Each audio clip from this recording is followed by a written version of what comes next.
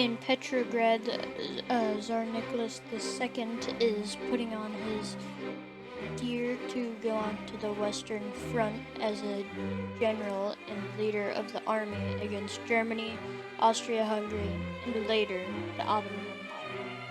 And you may be wondering who's going to be leading the country while he's gone. Now that would go to Rasputin, arguably. He had a lot of influence. And Rasputin wasn't exactly the kind of guy that you would want ruling the country, or at least having any influence over the government of the country.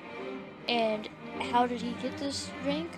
Well, he somehow cured Tsar Nicholas II's child from his disease, and Rasputin claimed it was magic. Probably wasn't. Now, while chaos is going on in Russia, we'll move to the German front. On the German front, the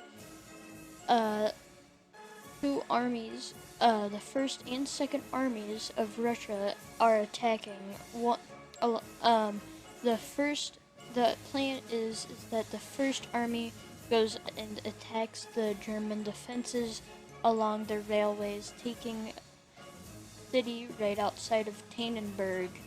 Now, then after they do that and push back the German army, the second Russian army is supposed to come around and practically encircle the German defenders. Now how is this executed? The first army goes in and takes the city outside of Tannenberg that I don't remember the name of, and the German army is pushed back so far to plan. But the problem is that the German officer was just kicked out because he's not very good at his job, and was replaced with Otto von Bismarck, which we will be covering more about him in a new series that will come out soon about the wars of German reunification. But I'll give you a quick rundown. He basically formed the German Empire. So he is very good at military strategies. And what's even better for him is that the second army, the leading person of the second Russian army, hates the leader of the first Russian army. So they wait a little bit. And while they're arguing and stuff and trying to get the second army to encircle the German army, Germany uses their very good railway system to move the units over to a better defensive position to hold off the army with smaller units. And they do that by using artillery to make a more larger force. It seems as though it's a larger force because artillery is very powerful and they have a lot of it. They have a lot of soldiers. In fact, that's how they beat very larger armies with a smaller force. So, how does Otto von Bismarck's plan execute? The first army moves a little bit forward, and the second army tries to go in for their encirclement tactic, but get counter-encircled. How? Because through the rough terrain they lose cohesion, and most of the army is picked off by the German forces that took the railway system, and the other two German split up divisions are able to split up even more and encircle the Russian second army. And since plan has failed, the first Russian army is forced back to their homeland. And after this victory from the Germans and defeat of the Russians, the Germans are able to gain momentum and counterattack into Russian territory. This will only get worse for the Russians soon to come.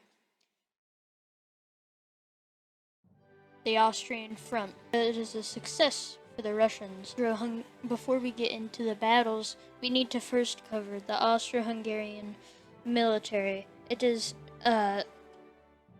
they all are ethnically diverse, just like the population, meaning a lot of them speak different languages and don't know what to do. And by the time they do figure it out, they are already shot down by the Russians. This is, of course, extremely good for the Russian army. And then another problem is the Austro-Hungarian army's equipment is outdated and unreliable, meaning most of the time they can't even shoot. Well, not most of the time, but a lot of the time. They aren't able to shoot because their guns don't work. And then they get exploded by artillery by the time they can reload. So, then we can focus on the front. Now, the Austro-Hungarian army invaded and got counter-invaded. They were able to make a small push into the Polish-Ukrainian region of Russia, but were swiftly counterattacked and beaten. Now, the Russians, now with good momentum, were able to push a little bit further. This is very good for the Russians, but eventually the Germans will be able to help with the Austrians. The Ottoman Front. The Ottomans were just as organized as the Russians, so not very organized. They were, in some ways you could call their military the Middle East version of Russia. They were not organized, focused on massed attack, and really liked cavalry. But the problem is that the Ottomans were much less supplied than the Russian Empire.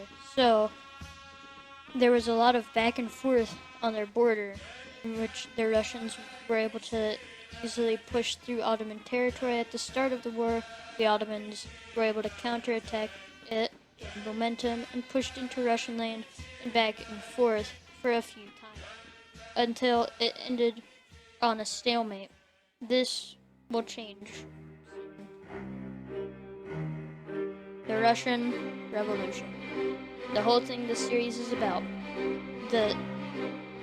While Lenin is in Switzerland, he's called over by the German Empire to start a revolution in Russia, so the Germans are able to push farther into Russia with much more ease. This plan works, and Petrograd is now part of the Soviet Union.